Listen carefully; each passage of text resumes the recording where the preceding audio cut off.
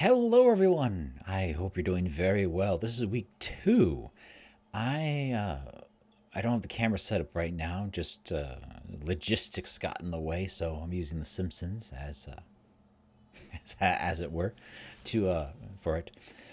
Now, I was able to. Today is Thursday, so you still have time. Well, I'm recording on this Thursday. You'll hear this and see this on Tuesday, of course, and by then it'll be too late. But I'm seeing some of us have already shared our thoughts on the TED Talk from last week. And overall, very promising, seeing what we understood from it and what we didn't understand from it, which is very insightful for me. It's very interesting to see what points a lot of us took away from it, in that we saw the importance of diversity of thoughts and a diversity of different ideas, and that there is no singular perfect answer, and how that's in contrast to how things have been done or are still being done in Korean education, and that there's one correct answer and everything else is not correct, or there's one norm and everything else is abnormal, it's wrong in some way.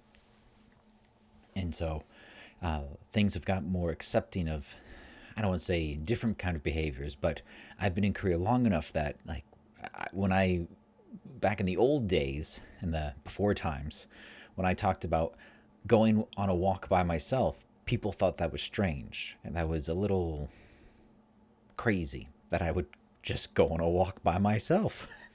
Things like that. So it is what it is. This week, we're going to talk about language and word choice, and that's how we're going to frame this week's lecture, talking about flavorful language. The main lecture of today is just that: word choice, choosing the correct words, and choosing impactful, meaningful words.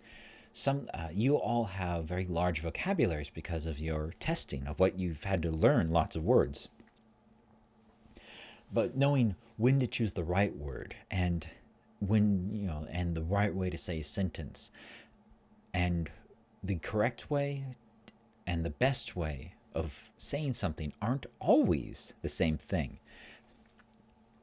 So we're going to take this opportunity to talk about impactful words, and the big difference is avoiding fluffy language. And this is something you've learned how to do, you've been trained to do by your education, but it's actually a bad thing. So we have to unlearn, which is always a fun time. But we'll talk about this, and we'll see how it relates to our own teachings later after the main lecture. But let's dive in. All right. See you soon. Well, you won't actually see me, it's still voiceover, but let's get into that next bit. With that, let's talk about flavorful language and what that means, and its counterpart, fluffy language. That's something that will need to be keep in mind throughout this semester. If we take a look at the screen, we can see these are marshmallows. They're soft and chewy. And what are marshmallows made from? Well, sugar. they're puffed up sugar. That's all it is. Marshmallows are fluffy. They're nice and soft, but they have no nutritional value. They're nothing except empty calories, we call them. So marshmallows are a wonderful thing, example of fluffy, a fluff. So marshmallows, they might taste good, we might like them, but if you eat marshmallows all day, what's going to happen? Right, of course, you'll get sick, and if you try to eat marshmallows for a long time, you'll get really sick. You won't get the nutrition that you need. Now, for flavorful language, let's take a look here. Here, we've got a picture of bibimbap. Nice, good, flavorful, colorful bibimbap. Now, here we see an example of flavorful, and just that. There's lots of different flavors and textures and lots of nutritions, and it's very healthy, and you could live off of this for the rest of your life. You cannot live off of marshmallows for the rest of your life. This is, quite literal, well, two examples of literal examples of fluffy with marshmallows versus flavorful with the bibimbap. Now, with language, this is also true, in that we can see how the words we use, or even the grammar that we use, we have fluffy versus flavorful. And we're going to talk about that today and how it works. So humans, we think visually very often. Most people do. Some people don't, which is alien to me, but most people do. Flavorful language is visual language. It helps us visualize the words and help us remember the content. But fluffy language is quite the opposite. It's abstract, it's formless. It doesn't mean things. The definition isn't clear. The meaning isn't clear. And there are some words where they used to be flavorful. They used to be quite concrete, but they've lost meaning over time, and they become quite fluffy. One example from my past is the word epic, E-P-I-C, E-P-I-C, epic. Epic is a word used for, it's a superlative, meaning for very big or very long. And back when 20 years ago, people used to use it to describe anything that was good. And it was overused, so it lost meaning. This happens lots of different ways, lots of different word choices. I think we've seen this in Korean as well, with how people just use certain words. The word, mashita versus, delicious don't have meaning because they're overused. They're fluffy. Now, let's take a look at this example here and see what it actually means. Now, our proposed educational development strategy for 2020 will augment the reach of each existing community outreach program initiative by leveraging existing educational potential into maximum holistic procedures. Versus, we will strengthen both our child and adult educational programs by allowing easier flow of resources from other departmental programs. Now, which is an example of fluffy, and which is an example of flavorful? I'll help you out. The fluffy one is the first one. It's more difficult to understand. It looks very smart and impressive, and this is something that certain authors do to sound smarter, and also hides their main point to make it seem like they're more intelligent than they are. But that's not a good way of writing, especially when presenting things to students. Another thing to keep in mind for this is that the mental movie theater, and we should be able to conjure up vivid images in the mind's eye. We should have, our listener, our audience, our students should be able to picture exactly what's going on. And this is based on the word schema. And the schema is, as it says at the bottom, schema is defined as the web of established associations and general properties of a concept or category that you started building the second your brain came online. So a schema is basically all the stuff you know, and you're relating it to new experiences. And so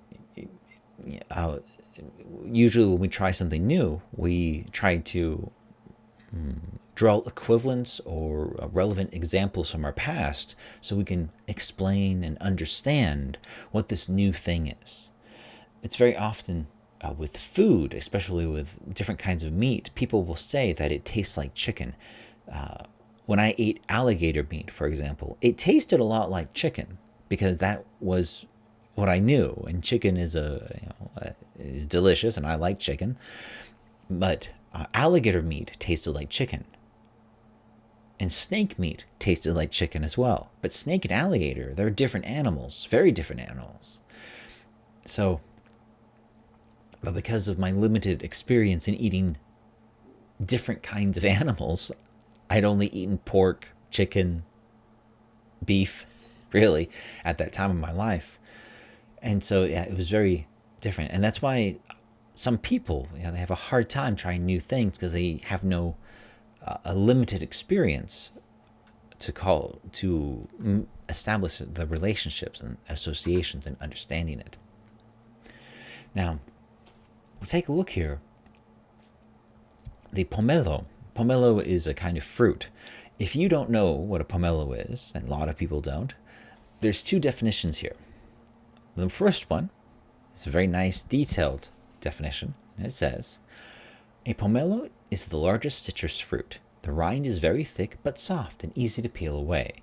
The resulting fruit has a light yellow to coral pink finish and can vary from juicy to slightly dry and from seductively spicy sweet to tangy and tart. Okay. So, can you picture in your head what a pomelo is? To a little bit you can. You know, it's the largest citrus fruit, but we don't know the exact size. We don't know how big it is. The rind, that's the skin. So the rind of that's the skin of an orange. We say the rind. It's the special word we use for citrus skin. So the rind is very thick but soft and easy to peel away, okay? And the resulting fruit, the fruit inside itself, is light yellow. So it can be light yellow or pink. And it can be dry, it can be juicy or dry, or spicy sweet, right? Or tangy and tart. So it really could be a lot of different things. The second definition, it's simplified. And let's take a look at it. A pomelo is basically a supersized grapefruit with a very thick and soft rind. Now, which is easier to understand? Which one can you visualize? Which one can you picture? I think the second one. We know what a grapefruit is, and so we can imagine a big grapefruit. And that's it. That's what a pomelo is. This is something that we're going to have to bear in mind when we're teaching elementary school students. They simply have less experience, less knowledge, less schema than we do. And so we can't explain things in detail as much. That's why we have the, ideas of where does lightning come from, and there's the actual detailed explanation or the simplified explanation. It comes from the sky. Because kids haven't learned. Well, young children haven't learned, the physics of weather yet, but they'll learn later. Something that can help us with flavorful language is using what we call sense words. And these are very nice ways of making our choice of words more memorable. So it says here, use words that sizzle on the pan, pop with surprise, drench the imagination, scorch the page, and pierce through the buzzing static of mediocrity. Avoid the mundane, the boring descriptive words when you can, and try to make things just more interesting. Try to make a movie in the minds of your audiences. Try to make things more interesting, more exciting. Avoid bland words. Avoid meaningless words. Avoid the fluff. Let's take some examples. And here, there's a nice little cartoon here. 4 types of bland words. And we see chewy and tasteless. Words like really, actually, very, in my opinion. These are really, they don't mean much. They're very, they don't carry any value in and of themselves. The second kind we see stale with the moldy bread. Ultimate, stunning, amazing, awesome. These are just overused words. And then also we see doughy, them, there, he, is, was, are. These are often words that we can take out. They don't serve a purpose in the sentence themselves. But that's on a case-by-case basis. Obviously, we're going to need pronouns from time to time. Then also the low nutrition, which is a bottle of cola. Good, nice, bad, effective, successful. There are other words we can use, and we'll get into it.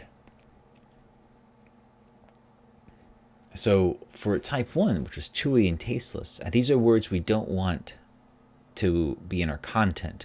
They slow down our reader. They slow down our listener without adding meaning. And that's the important part. Every word we have, every word we say, every word we write should have meaning. So the best way to do it is just chop it off. Just cut it out. So yes, they give the examples very, actually, in my opinion, really, just so. And then, of course, stale words. These used to mean something, but over time they got old. Just like if you have bread or milk, it's great at the beginning, but if you don't if you leave it out, they'll lose their flavor and become bad. Ultimate, epic, amazing, stunning, wonderful, chud. That's another word that's lost meaning. And so, next, doughy words. Doughy words are just words that we need to be careful with. We should not use them too much, as in them, it, there. We tend to use them too much, and they serve a purpose, but they lack flavor. We need to have them, and the example we give is on a pizza dough. We need to have the dough, that's the crust, but we need sauce and cheese and toppings to make a real pizza. And then the last type is words with low nutritional value. And so this brings up the point, Coca-Cola, it tastes good, gives us energy, but it has low nutritional value. And words with low nutritional value are similar. They seem to have meaning, but their meaning is weak. So they give the example, what is a good blog post? What does good mean? Was it entertaining, engaging, useful, interesting, exciting, emotional? We don't know what that means. Or a successful businesswoman. What does that mean? Successful businesswoman. Does it mean make a lot of money? Does it mean she can take lots of vacation time and does she inspire other people? Good and successful are difficult words because they can be interpreted in different ways. And another example of this I think is very helpful is the word delicious. Everyone has, and this relates directly with the TED Talk from last week, talking about what people like. My version of delicious is probably different from what your version of delicious is. My daughter's version of delicious is very different from what I think is delicious. For example, I like red ginseng. I like hongsam. I like that taste. It is delicious to me. But my wife does not like hongsam. She does, or insam as well. She doesn't enjoy the flavor of it. It's too strong for her. But I like it. It's a good, refreshing taste for me. And I'm sure there's some things that you really like that I find repulsive and disgusting. And there's things that I like that you find repulsive and disgusting. It might be, red ginseng, or it might be any other of the things that I like. And so this is why we say words like fun and delicious, they're very, very broad meaning. So everyone has their own definition. So it's not helpful when we're communicating to use these words. So how can we make things better to spice up our content? So let's take a look. We can use stronger or more precise words. We use some emotion as well. Appeal to our senses, to the senses of the audience, and get some personality in there as well. So take a look here. Yeah, we have a nice little cartoon. This is in our books as well. So let's take a look here. And one example. There was a crazy Dutch girl who wrote our sales copy. We see the word there at the front, and this is doughy because it doesn't help anything. It doesn't make anything better. It just makes the sentence longer. And we don't like long sentences in English. We like to make it shorter when we can. So instead of saying there was a crazy Dutch girl who wrote our sales copy, we can say a crazy Dutch girl wrote our sales copy. That's it. So we can make things shorter to make it more tastier with that habit. Next, we see here, this is an example, the ultimate guide to developing a writing habit. And here we have the word ultimate. This is ultimate is overused. It's not ultimate. This is an example of stale because it's not a bad word. It's a good word. It's just been overused way too much. Lots of words get overused, especially nowadays with social media. We see words way too many times, so they lose meaning. I'll give another example is the word problematic. problematic, people will say, "Oh, that word is that thing is that person is problematic. That word is problematic. That idea is problematic," and then they won't explain what the problem is, and that's where I have my issues, because it leaves me, the audience, to try to figure out what the problem is with the thing that's problematic. And I'm a different person than the speaker. Maybe I don't see anything wrong, or maybe I see different things wrong. So yeah, this is a very common problem nowadays, where words become stale. And so it helps to be a bit more creative, a bit more precise, and this allows us to be a bit more unique. So here, instead of saying the ultimate guide to develop a writing habit, we can use some different words: a lazy girl's guide to developing a writing habit, or a dilly-dallyer's guide to sticking to a writing habit. Just a little more unique. Next example, we see, in my opinion, this blog post is pretty good. So we see here two different problems. We see the weak phrase, in my opinion, and pretty good. So we can cut out the in my opinion, because if you're writing a comment on a YouTube video or something, well, obviously it's your opinion. You're saying it. You're doing it. You don't need to say, in my opinion. You don't need to say that. You're already saying it. We know it's your opinion. And then pretty good, we don't know what that means. It doesn't mean anything. So we have three examples here. This blog post is entertaining and useful for anyone who writes. So we have a bit more precise. Entertaining can still mean different things to different people, but we have a closer idea of what they're talking about. And next, this blog post blew my mind. I've never read such a fun tutorial before. So again, they found it to be amazing, blew my mind, and we have what the actual topic is, content. It's a fun tutorial. And then lastly, this example, it's a bit much, but let's check it out. This blog post was so scrumptious, I gobbled it up and craved more. Scrumptious is a synonym for delicious. Gobbled means it's a way of eating something, and craved more means you want more. So this person really enjoyed the thing. Next example, we can see, she was writing her blog post on Sunday.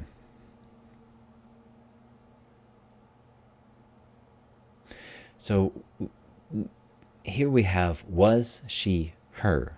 There's a lot of doughy words. All those words are essential in English, but we can make it more interesting. And here's the option. They say, Henrietta illustrated her writing recipe on Saturday. She wrote her blog post on Sunday.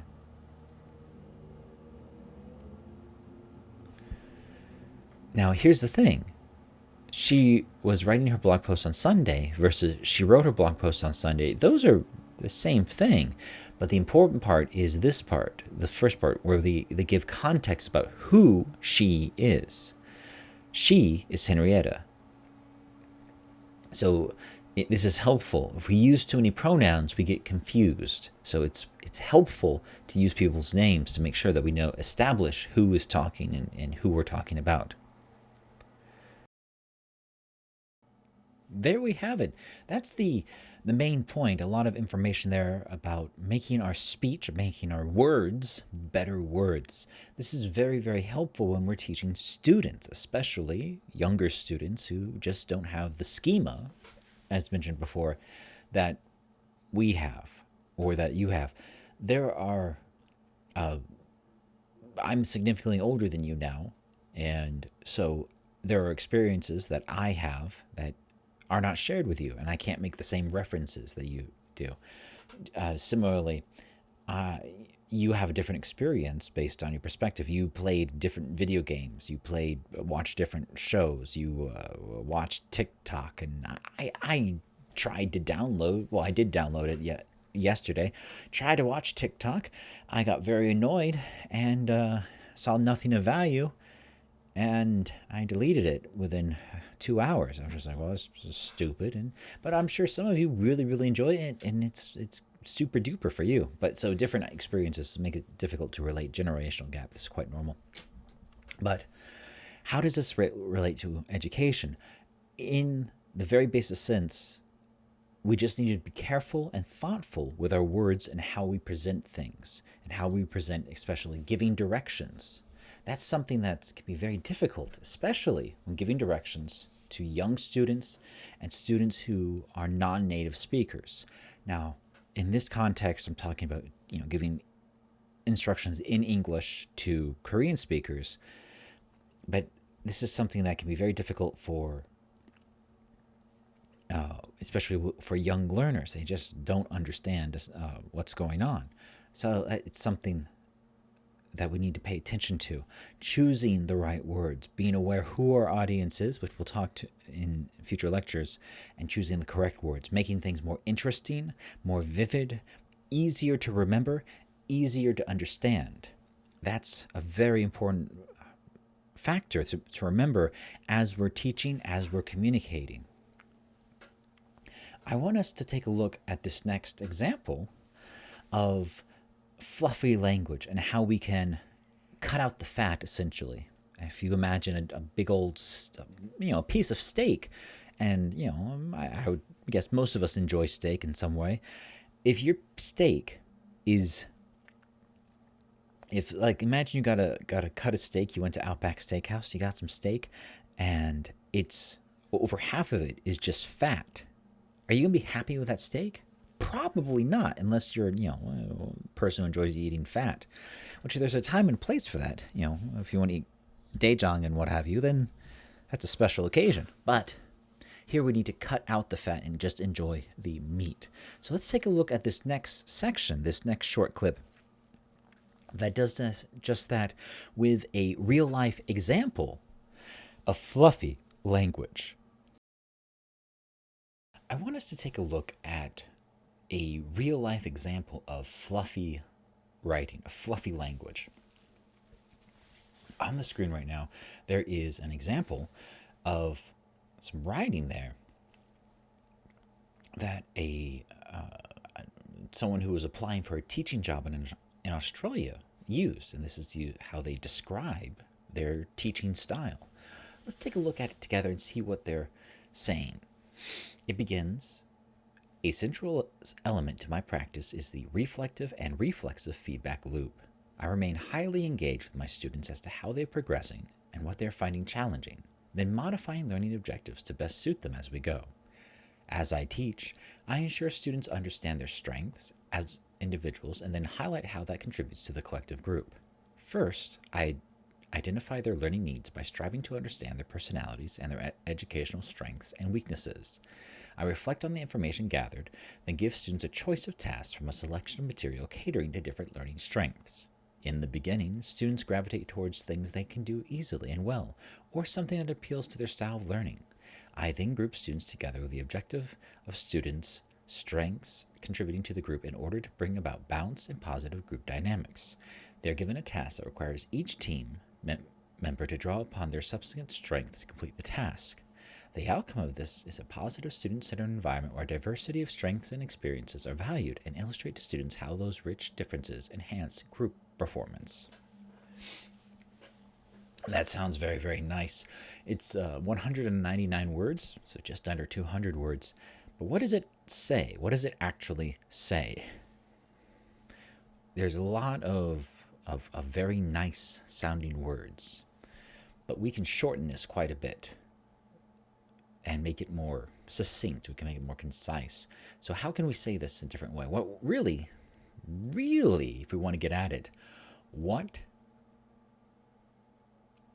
does the teacher do? So first, they talk about how they they say a central element of my practice is the reflective and reflexive feedback loop. And then they go on to talk about that. That means they monitor their students' behavior and improvement. That's what it means. They monitor and they adjust accordingly. And then they remain highly engaged with students as to how they're progressing and what they're finding challenging. Now, and then modifying learning objectives to best suit them as they go. Now, we can simplify these 200 words a bit as such.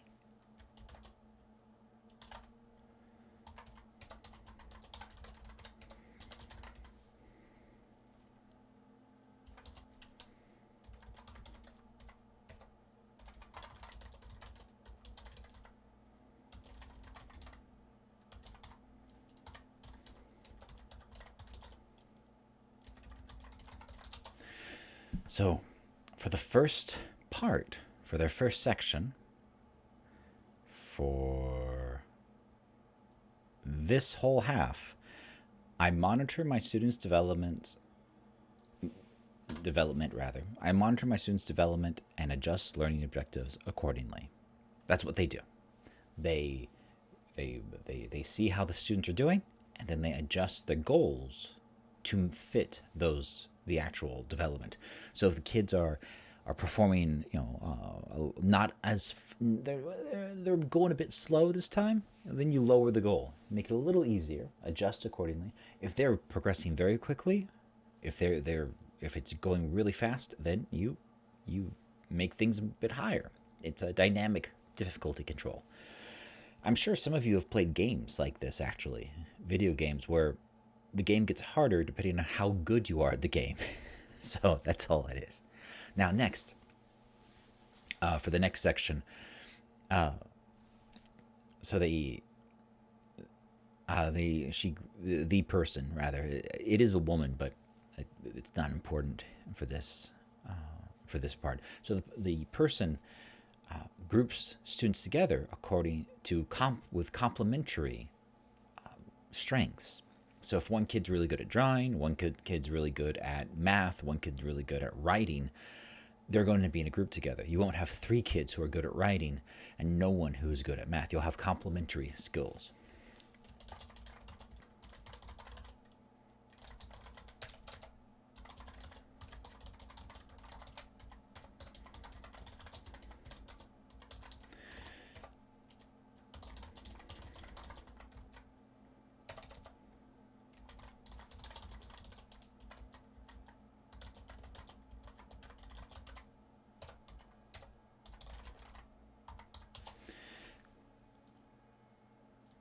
There we go.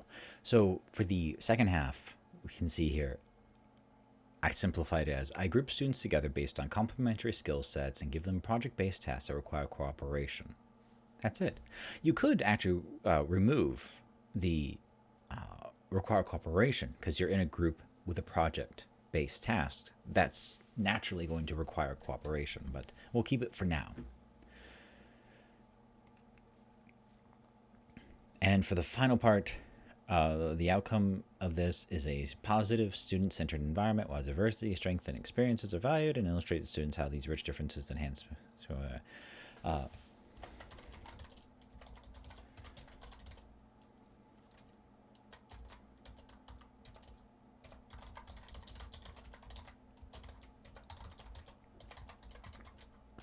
Okay. Students feel valued as members of the team and as individuals because of this. They feel like they are contributing to their overall goal while also enhancing their own personal development. So, the original we have, as mentioned before, 199 words. We can simplify this into 39. This is an example of fluffy language. They had a very simple idea, a very simple concept, but they need to stretch it out a lot. Now, very commonly, undergraduate students have done this with essay writing. If a professor assigns that you have to write let's say, a 10-page essay, and you write your essay, and it's a fine essay, but it's only 8 pages, then you need to stretch things out for 2 more pages for another 800 words. And so you got to use different words. You have to rewrite sentences to use different grammar to stretch things out a little bit more and to diffuse your main point. And that's not good. Your point should be your point. But this is an example of fluffy writing and how really we can cut out the fat and get to the main idea, get to the main point, speak what we need to say. There we have it. There's the example of fluffy language and how it's it's an obstacle in understanding things. So it's something to watch out for. This is a shorter lecture than week one in this regards, but we have to keep things moving on it wrong. So there is going to be some brief task for you to find your own fluffy language out in the wild, and I want you to fix it yourself. This will again be on eClass. It shouldn't be something too difficult, as with any of these short discussions. I'm checking for comprehension, checking for understanding. Not they're not a project in and of itself.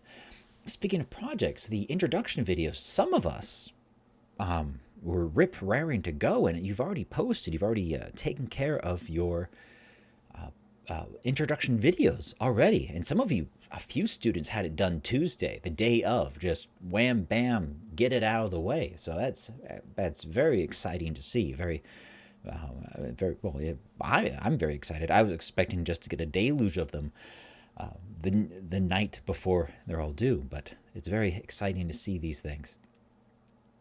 So make sure to check on eClass for the discussions. There could be a supplemental video to this lecture as well. Hopefully you're staying healthy as you can. If you have any problems, if you get COVID, or hopefully you're okay with COVID, but if you have problems, please stay in communication so we could go through the procedure and take care of them together, make sure everything is taken care of.